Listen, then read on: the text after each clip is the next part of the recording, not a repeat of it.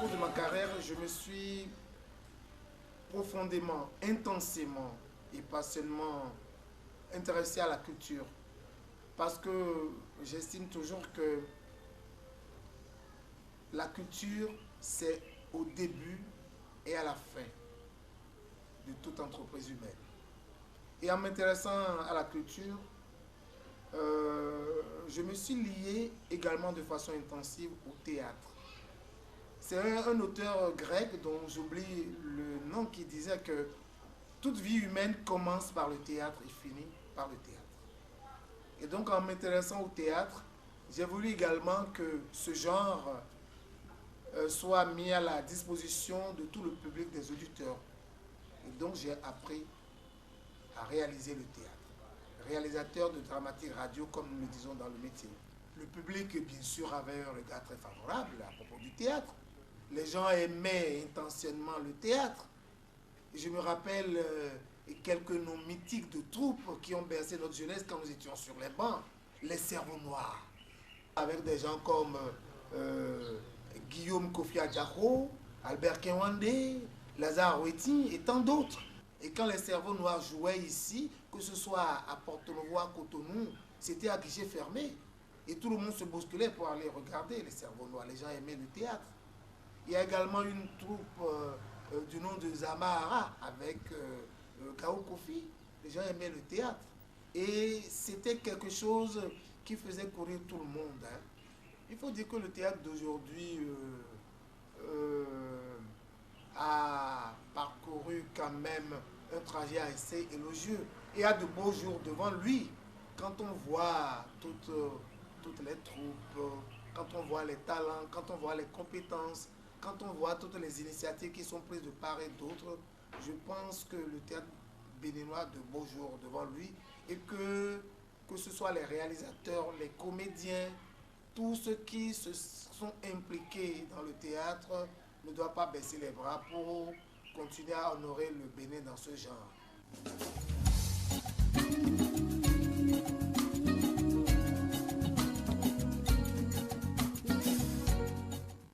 Cette initiative de l'EPA, l'école du patrimoine africain, est à saluer et à encourager. Il faut bien qu'un jour on commence. Et on vient de commencer. Je crois que l'EPA ne doit pas rester en si bon chemin. L'État doit continuer.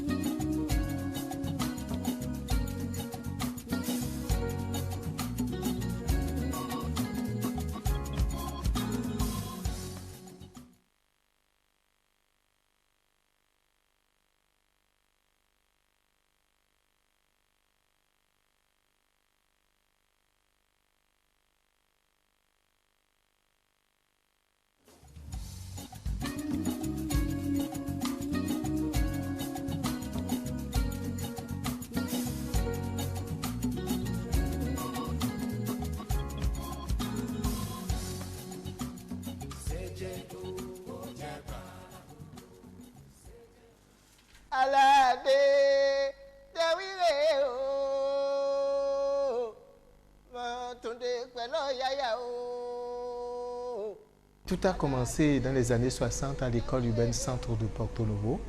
Celui qui m'a donné mon premier livret où c'était écrit des scénettes qui venaient de France à l'époque, c'est Aramenou Gratien.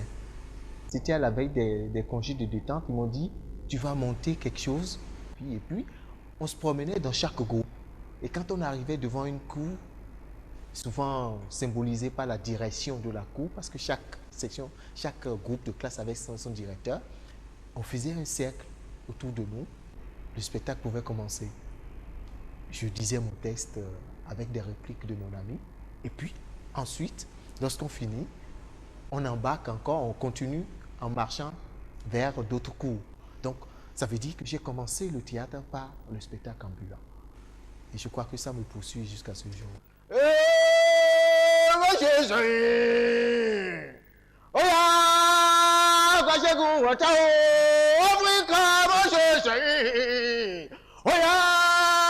Segun Ọ̀tá o. Hey! A ó dológun. A ó dológun. Ẹni bá ti sùn kó dìde. Avec des fonds de tambour. Et c'était magique.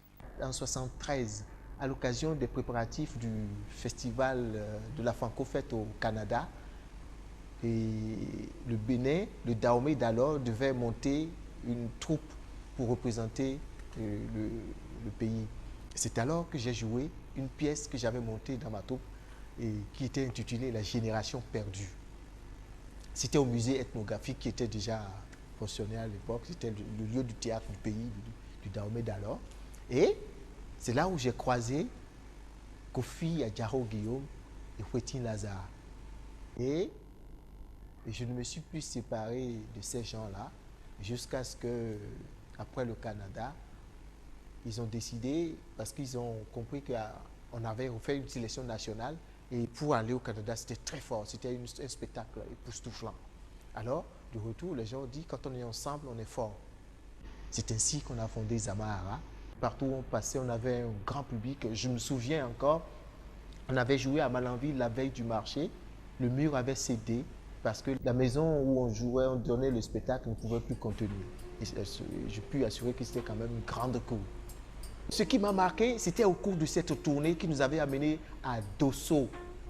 C'était pour la première fois de ma vie où j'ai été moi-même impressionné par l'accueil qu'on nous avait réservé, profondément touché. Il y avait des centaines de femmes avec des foulards de chaque côté de la voie qui nous ovationnaient. En plus, ce n'est pas n'importe quelle femme, c'est des belles femmes. Je me suis dit, si un artiste peut être reçu comme ça, je ne ferai que ce métier. Ce qui compte, c'est le jeu. Un artiste, un comédien, c'est sa voix, c'est son corps. S'il y a ces deux éléments-là, pour moi, il y a théâtre. Mais il faut qu'ils mangent à leur faim.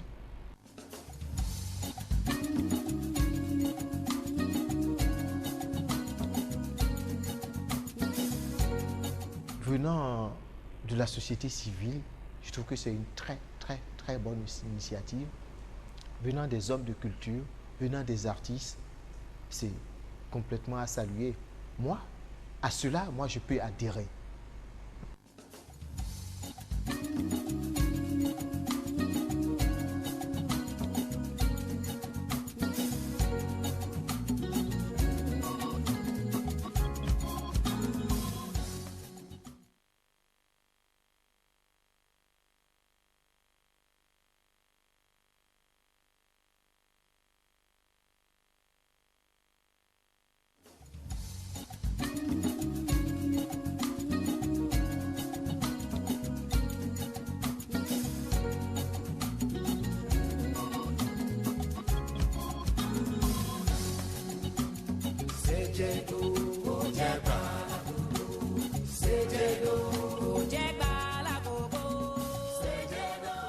Depuis 1958, à l'école publique de Djegbe à Abomey, que j'avais commencé par jouer. Quand je suis retrouvé au lycée Béanzin, à l'école normale, en 1964, nous avions fait des séances pour la GEC, des séances pour les éclaireurs du Dahomey à l'époque. Et je me suis dit, mais pourquoi ne pas se constituer pour jouer le théâtre, juste pour le théâtre. Donc à partir de là, avec les amis, on a fondé ce qui est maintenant connu comme l'ensemble théâtral scolaire et universitaire Les Cerveaux Noirs. Aussitôt après, nous étions au lycée Béanzin. M. Jean Pliat était notre professeur d'histoire géo et il avait le manuscrit de Condé le requin en ce moment-là. Ça a été interprété et je crois, je dois pouvoir dire que ça fait partie de l'un des plus grands succès de la troupe théâtrale Les Cerveaux Noirs. Je pense que l'une des choses qui nous soulevait le plus, on le faisait simplement par le goût du théâtre, tout simplement, et par un désintéressement total. Mais il y avait deux objectifs centraux. Le premier, c'était de faire un théâtre qui soit vraiment nôtre. Le deuxième, c'était l'excellence artistique. C'était pour communiquer avec un public. Et je crois qu'effectivement, de public, on en avait. Après Les Cerveaux Noirs, on a créé un atelier rythme, qui faisait fureur à l'Université Paris 8. De retour au Bénin en 1974, on a fait festival de Québec, où j'ai eu à travailler avec beaucoup d'autres jeunes à l'époque. C'est aussi l'un des grands moments. Nous l'avons joué sur les plaines d'Abraham de Québec devant 50 000 personnes. En 1975, on a créé Zamahara, la voix du peuple. C'est en Dindi. Bref, il y a eu pas mal d'expériences. Aujourd'hui, disons qu'après toute cette évolution, depuis 1987, bon, je me suis retrouvé à Los Angeles, aux États-Unis. J'ai développé une autre expression théâtrale que je considère capitale, c'est-à-dire un théâtre rituel, ce qu'on appelle un théâtre rituel d'État. En tant que phénomène de notre culture, ce n'est pas nouveau. Dans tous nos couvents, c'est ce qui se fait. Mudjeta nous met. C'est ça. Le nom que j'ai donné, c'est Djogbe. C'est-à-dire Djogbe, la danse du premier matin, ou bien Djogbe, le théâtre rituel du premier matin. Beaucoup de jeunes qui sont dans la création l'utilisent aussi. Ce n'est pas seulement au théâtre que ça peut s'utiliser. Dans la musique, ça s'utilise. Dans la danse, ça s'utilise. C'est une mine d'or en matière de création. Chaque peuple a son théâtre. Et notre peuple aussi a son théâtre et doit avoir son théâtre et doit faire développer son théâtre, son propre théâtre.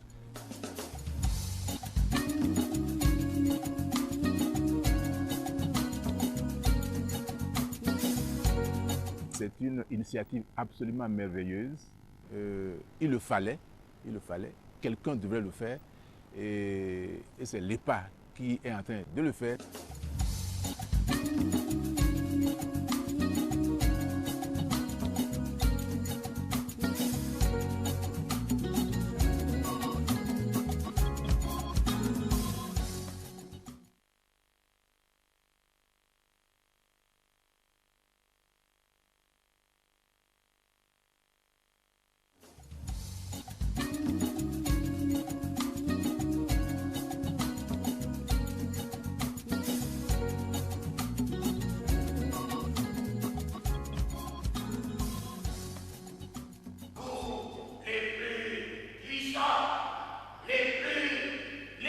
Fela Kuti, c'est une tête d'affiche.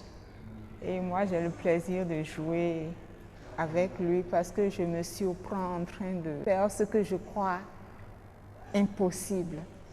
J'étais un enfant très turbulent, qui s'est fait remarquer. Et je pense que pour me canaliser, mes maîtresses, à l'époque, avaient inventé, imaginé quelque chose et m'avaient tout de suite inclus dans la troupe qui devait présenter les fêtes de fin d'année. Et je crois que ça me donnait une occupation, ça me donnait des activités. Ce que j'ai aimé surtout dans ces activités, c'était les applaudissements. J'adorais les applaudissements, j'adorais être applaudi. Et je crois que c'est à partir de ce moment-là que j'ai attrapé le virus du m'as-tu vu. Mais j'ai changé depuis, je ne suis pas vraiment m'as-tu vu, mais j'ai commencé comme ça. Je ne savais pas que c'était un métier, je ne savais pas que c'était une profession, je ne savais pas qu'on pouvait en vivre. Je savais tout simplement que peut-être que je passerais toute ma vie à me faire applaudir, à être un enfant heureux. Voilà ce que je voulais. Mais quand par la suite il a fallu aller au charbon, quand il a fallu apprendre le b.a.-ba du métier, je m'y suis mis avec beaucoup de passion, avec beaucoup d'abnégation, beaucoup de sacrifices, mais aussi beaucoup de bonheur. Je ne sais pas, je vais avoir beaucoup de mal à dire les moments qui ont vraiment marqué mon trajet d'artiste, de comédien, de metteur en scène.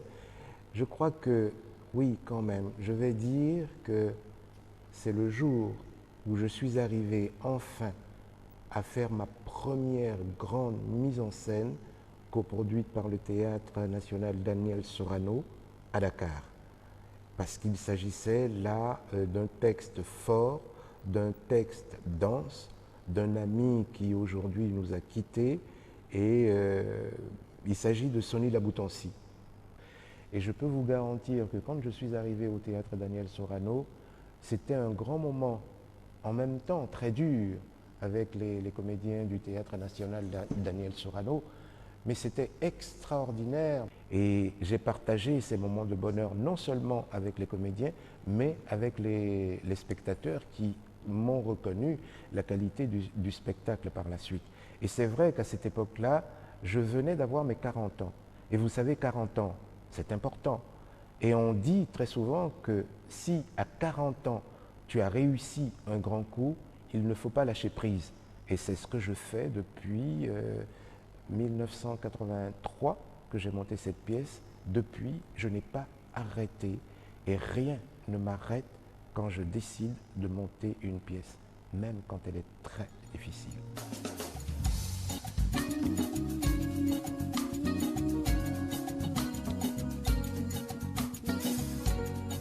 La seule chose que je pourrais vous dire, et vous le transmettrez à ceux qui ont eu cette initiative et surtout de penser à moi comme passeur, je ne passerai rien.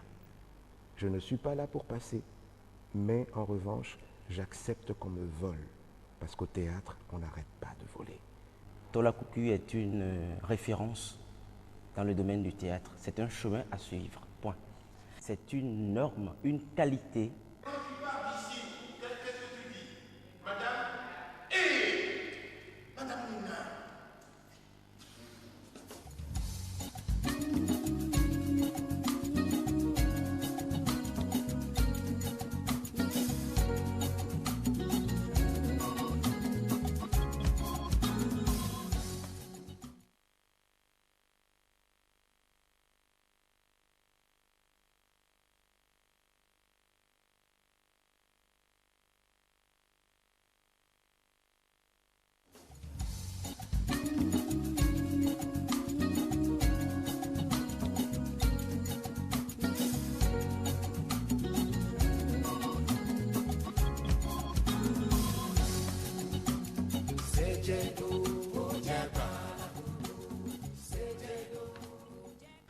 Battez, tam-tam, battez.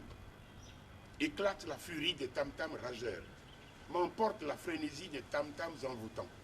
Battent en cadence mes mains et mes pieds. Branle ma tête étourdie de sonorité. Danse mon corps délirant de joie. Battez, tam-tam, battez. Écrire, c'est créer de la beauté. Un écrivain français, Boileau, dans l'art poétique qu'il a écrit, donnait plein de conseils. Il dit, ce qui blesse l'oreille ne peut être bien écrit. Rien qu'en écoutant ce que tu dis, par contre, on se rend compte que c'est bien écrit. Il est donc important de savoir que l'écrivain est un créateur. Mon engagement dans l'écriture, surtout l'écriture dramatique, a été de vouloir prendre le public comme un interlocuteur, de lui faire partager mes préoccupations, en le faisant rire à l'occasion, en lui faisant juger les personnages. L'écriture dramatique, c'est une écriture qui crée une situation de tension qui ne se termine qu'à la fin de la pièce. Ouf! J'estime que c'est très bien que notre théâtre se soit ouvert sur le théâtre africain. Et que des pièces d'auteurs congolais ou d'autres sénégalais puissent être représentées. Mon regard sur le théâtre aujourd'hui, la question que je vais me poser, qu'est-ce que ça fait bouger? Pour qui on le représente? La créativité, c'est ça qui me laisse un peu sur ma faim. Ceci n'est pas valable seulement pour le théâtre, c'est valable pour d'autres choses. Les gens qui commencent par écrire, ils ne travaillent pas suffisamment. Ils veulent qu'on les applaudisse vite alors qu'ils n'ont pas fait grand-chose pour être applaudis. Je crois qu'il faut des écoles, il faut des ateliers de création, il faut une coopération entre des auteurs en herbe ou des auteurs en épi pour travailler ensemble. Il faut que le théâtre africain ou le théâtre béninois puisse entrer par ses propres portes et ses propres canaux dans l'universel. Un souvenir précis me vient à l'esprit, c'est celui de la représentation de Kondo le requin en langue fon, du début jusqu'à la fin. On n'a pas eu besoin du support du français, parce que la pièce avait été traduite par le père Adou Konou et d'autres prêtres qui maîtrisaient à fond le fond. Ce texte de Kondo le requin en fond, quand je l'ai vu interprété par des acteurs qui sont des menuisiers, des maçons dans le quartier, c'était à Boycon.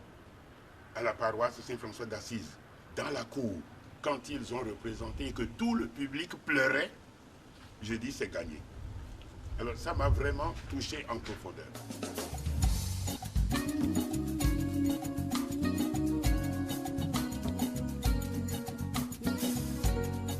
Une initiative qui veut enfin aider les hommes de culture, il y a longtemps qu'on en rêvait. Il n'y a que d'artistes, que d'acteurs remarquables. J'allais dire, croupissent un peu dans leur petit marigot, parce que d'abord notre pays ne les reconnaît pas, ne les distingue pas, ne les montre pas. J'ai un ami qui avait l'habitude de... Il parle toujours de lui. Ni Weble nous l'aimait, mi Yaoutome, mi ma... Ah, dis donc, tu te vantes un peu trop. Et le Bodje, mais des leçons de me vos il y a des soucis routiers. Si tu ne dis pas vite qui tu es, les gens ne te connaîtront pas. Alors c'est la sagesse de ce bonhomme. Vous qui voulez dire qui est qui, je crois que c'est une œuvre fondamentale. Et ce que je souhaite, c'est que ça dure. Et que ça dure.